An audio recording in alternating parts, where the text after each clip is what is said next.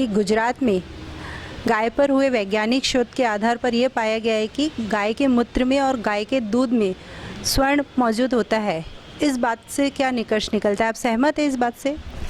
1995, 96, 97 में जब मैं विश्व हिंदू परिषद का गोरक्षा विभाग देख रहा था, उस समय देश में अनेक स्थानों पर कार्यशालाएं लगी थीं और वो कार्यशाला गो वैज्ञानिकों की थी, कृषि वैज्ञानिकों की थी।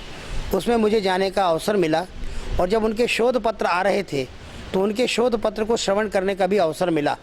उस समय वैज्ञानिकों ने बताया था कि गाय के गोबर में 16 प्रकार के खनिज तत्व होते हैं और गाय के मूत्र में 23 प्रकार के रासायनिक घटक होते हैं और गाय के दूध में जो प्रोटीन्स होती हैं उसमें किन किन तत्वों की मात्रा होती है।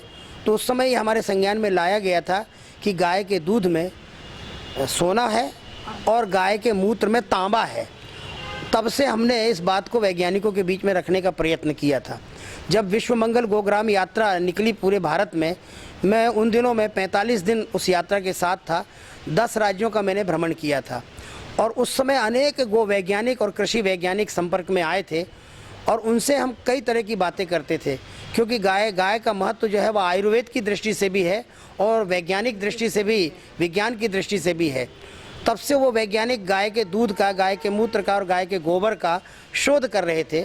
अभी हाल ही में एक निष्कर्ष आया, उन्होंने टारगेट किया गुजरात की गिर नस्ल की गाय को, क्योंकि उस गाय के पास बहुत दूध होता है। इजराइल में वो गाय 120 लीटर दूध प्रतिदिन दे करके विश्व रिकॉर्ड बनाती है और भारत में 60 लीटर तक दूध देने वाली गाय गुजरात में अभी भी है।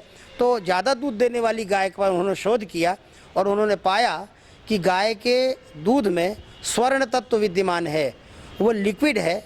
अगर उसको हमको बड़ा बनाना है तो उसके लिए भी वो विधि सोच रहे हैं। हम इस निष्कर्ष से सहमत हैं। जो बातें हमने शास्त्रों में पढ़ी, उन्हीं बातों को जब हमने लोगों के सामने रखा और आज जब यांत्रिक प्रयोगशाला के माध्यम से वो निष्कर्ष सामने आ रहे हैं, तो ये स्वीकार करने में हमें कोई संकोच नहीं है।